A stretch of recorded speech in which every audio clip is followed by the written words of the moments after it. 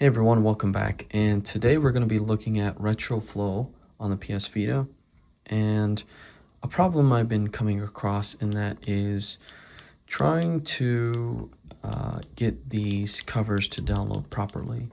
Now for me, I like using the feature on RetroFlow when it comes to downloading the covers.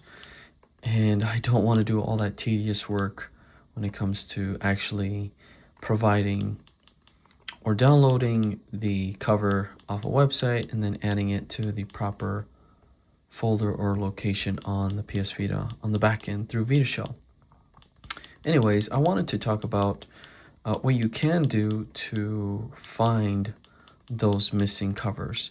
And I will be posting a link in the description down below so you can take a look at what all this means. All that information is going to be on the GitHub website.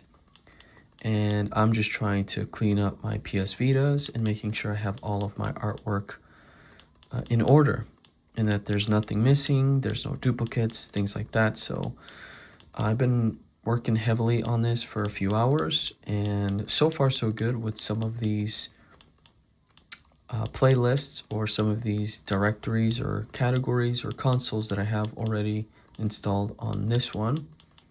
PSP and PS1 games are pretty solid for the most part, as well as the PS Vita and the Nintendo DS. Everything looked pretty solid on that end. Now here's the problem when it comes to some of my game directories. This one has over 500 games, and there is, I believe, over 300 games that do not have the covers. I think it's around 386, which is kind of annoying. And I love having these covers. I hate the fact that I have these empty covers and it kind of makes it look pretty bad. I worked through the Coleco or Sega Master System. I'm not sure if they're the same, but Coleco, let's see if I can find that name. Yeah, ColecoVision. And this is one of those retro consoles. I'm not very familiar with it, so I'm kind of confused why it's called Sega Master System. But I worked on this one. I also worked on Amiga. There was a lot of inconsistencies through these different consoles, and I ended up deleting a bunch of stuff that just wasn't working and cleaned up my libraries. So let's go to Game Boy. And I wanted to show you guys something here real quick, and that is the Ace Striker. I have two versions of this game, the original file and then the zip folder. So let's take a closer look at Ace Striker and why RetroFlow was able to obtain that cover for this game instead of the zip folder. So I just got done reading the GitHub, and it says that RAR and 7 zip files are not supported. So if you do have these types of files and you're still looking to get those covers, then you'll have to extract those files and just make sure that the CRC does support that system. You can see that it does support quite a few retro consoles, but as far as like Sega Dreamcast, Sega CD, PC Engine, TurboGrafx, etc., these are not going to be available. But anyways, if I go into properties for Ace Striker, I can see here that it's a compressed archive folder .7z. So this will not work, and that's the main reason why RetroFlow was not able to obtain those covers. Of course, some of them did grab them. I'm not sure why, just very strange.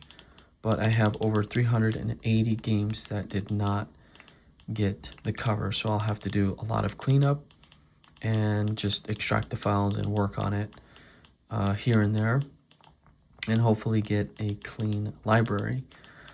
It is tedious, but I think it's worth it, especially if you're doing it manually. I did it manually for the Sega Dreamcast, but I found out that RetroFlow doesn't support the Sega Dreamcast files, especially for CHD files, which is all I have.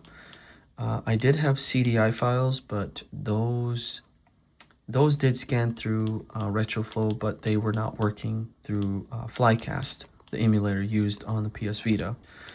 Also, another thing you can do is rename your files.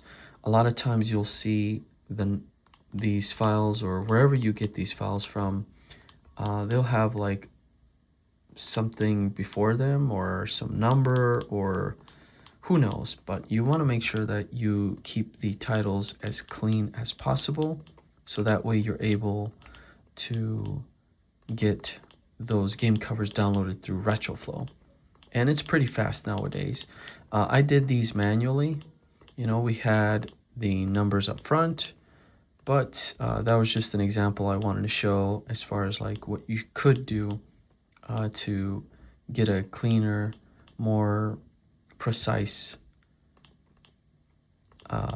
extraction or downloads of those covers for your games. So yeah, I will be working on this heavily this week and making sure that I go through my covers and keep them consistent. Some of them are kind of annoying, like this one. This is more of a square ratio, and this one's more of a taller ratio, which is pretty annoying. But as long as I have the cover, I think that's fine. But that's probably something I'll be nitpicking next, making sure that all the covers are consistent like the PS1 and PSP games. But so far so good. I am working on another project, which is another launcher that looks pretty cool, but it takes so long, and I've yet to do that because it's just gonna take forever. Like right now, it's been scanning all of my games in my ROMs folder, and I have over 10,000 games, so I'm just gonna let this sit overnight with the charger plugged in, and hopefully we can take a look at this other launcher that will give us also game covers and all those cool little boxes. But yeah, another nice little launcher to have.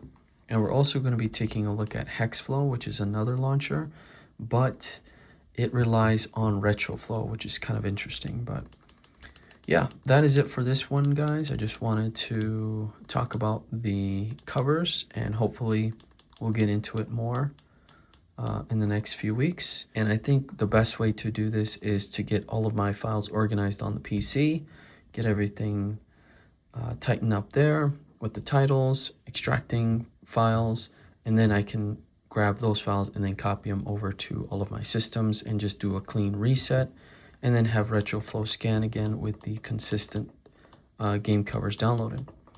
So yeah, let me know what your thoughts are, and I'll catch you guys on the next one. Peace.